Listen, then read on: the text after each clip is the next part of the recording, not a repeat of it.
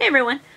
So due to what I think is an overwhelming Facebook response, I have actually decided to start a video blog about my process to get a new leg. So tonight is entry number 1. I'm going to start off with some background information and kind of the very basic process of getting a new leg.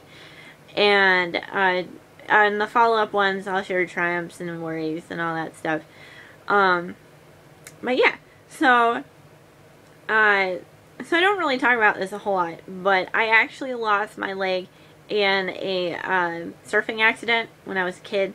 My family and I took a trip out to California when I was about 7, and I wanted to learn how to surf, so I rented me a little kiddie surfboard, and I was out there, and the waves got to be too much, and my leg got tangled up in the thing that connects to your foot, and they couldn't save it.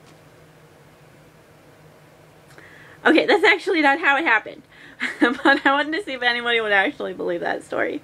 What actually happened was, I was actually born with a birth defect, and sometime what doctors think happened was sometime in utero, the umbilical cord wrapped itself around my leg, wrapped itself around my right leg, and cut off the blood circulation, therefore stunting the development. My left leg was not affected at all, so my left leg is perfectly normal.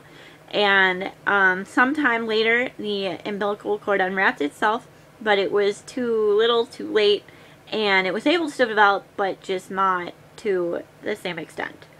So I was actually born with a whole right leg.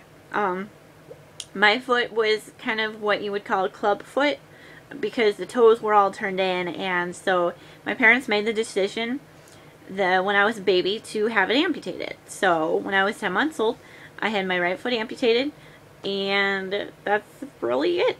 And I was fitted with my first prosthetic leg when I was 3, and I learned how to walk with it, and the end. That's my story. It's pretty simple, kind of boring. I wish it was some cool story. Wish I had some cool story to tell you. I think everything that happened after the amputation makes the rest of the story cool. So, but we can cover that another day. So basically, the reason I need a new leg now is back in July of last year, I was at work and my foot broke. Came loose and was wiggling, and I could not walk on my leg at all. I couldn't put weight on it. I couldn't do anything. I was kind of dead in the water. And it was in the middle of summer. It was a busy shift, and it was just a bad night. And that was a night I don't want to repeat. But I made it through the shift.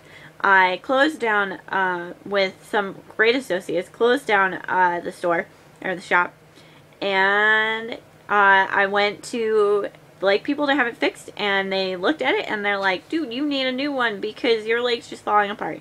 The foot's in bad shape, the knee's on the fritz, and yeah, you just need a new one. So we went to insurance to be like, okay, she needs a new one. Insurance came back and said, well, we're not going to cover it because she's under a pre-existing condition clause, which means they won't cover it until after the clause ends, because I have a pre-existing condition, which is a condition I had before I got the insurance,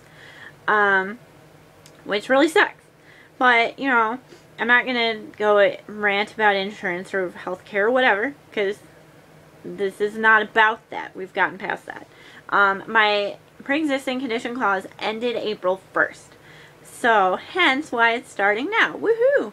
I'm really excited. Yeah, new leg! Really excited. Okay, so if you can't tell, I'm really excited.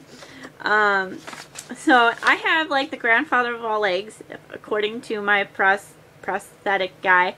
My leg is 10 years old, and a normal leg is supposed to last 5 to 7 years. So I should have had it replaced a long time ago. I got mine when I was still in high school, when I was 15, and I'll be 25 this summer. So yeah, a long time ago.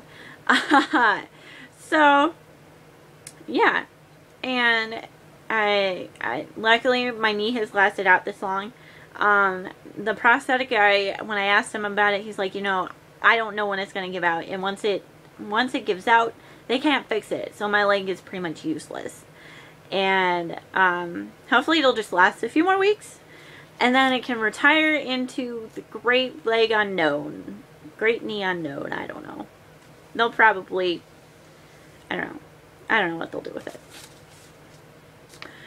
Yeah, so that's the story of why it needs to be replaced. So the basic overview of how you get a new one is I have to go to my primary physician, my family doctor, and we have this nice little discussion of, he knows the whole thing. He's been there. I have a great doctor. He's awesome. And he's kind of been going through this with me, and basically I have to go to him and be like, okay, I need a new one. And he's like, okay. So he writes the prescription out for one new leg and gives it to me, and I take it to my prosthetic people and say, look, give me a new one. I have a note. And they make me a new one. And that's really what that process takes. About 4 weeks. It's not something you can go out and buy at Walmart or buy at some special, like, goods store. I don't know. They actually make it. They plaster me up. They make my leg. They order the parts. It's a long process. They actually have artists who work there, so that way they can kind of make it look like your real one. It's pretty cool stuff. But yeah, the process will take about a month, maybe a month and a half, depending on when I schedule my appointments. My first appointment is next Thursday. Wanted it to be sooner, but work and whatever.